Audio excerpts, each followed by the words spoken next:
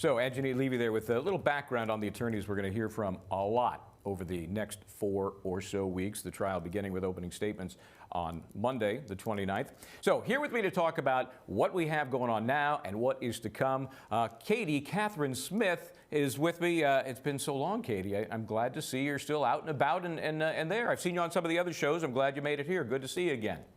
Good to be here.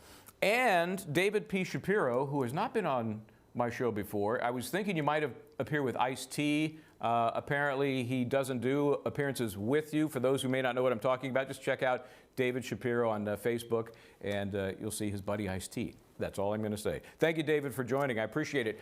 Since you haven't been on before, let me just throw this at you. You know, we just heard a little bit about the attorneys in this case, and I'm not so sure there's a case in recent memory that is going to be so scrutinized, and that includes the attorneys. How much does that play into your role as an attorney when you're doing a case that is going to get scrutinized? Maybe not to this degree, but something you may have experienced.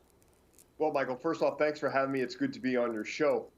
This case is really unique, as you indicated, right? We haven't really seen anything like this. You look back in the last 20, some odd 25, 30 years of criminal cases being covered, dating all the way back to O.J. Simpson in the mid-90s.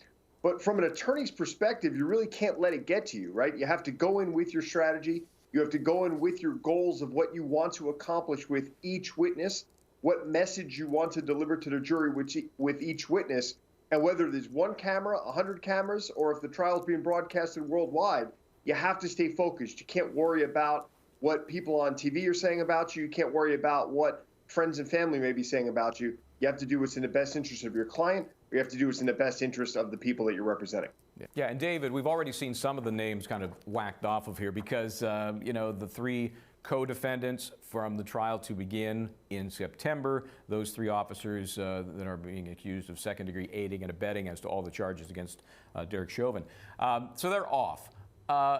Tell us why those guys would not be appropriate witnesses in this case and what might happen if they were called. Well, the problem is that if you call any of the 3, one-time co-defendants of Chauvin, the other 3 officers on scene, other than probably stating their name and their current occupation, if they have one, they're gonna plead the fifth from there on out.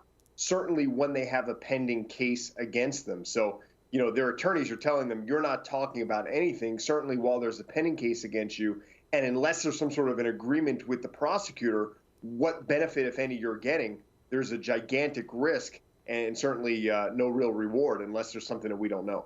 Yeah. And we know that these cases have been bifurcated in part, according to the court, because of the challenges of COVID.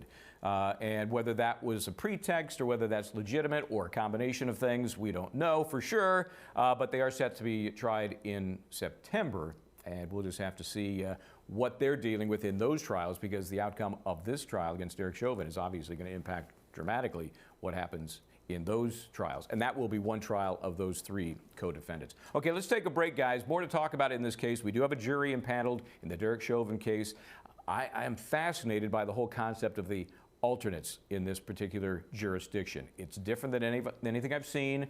The impact could be unbelievable because of this case. We're going to talk a lot about that when we come back. This is the Law and Crime Network.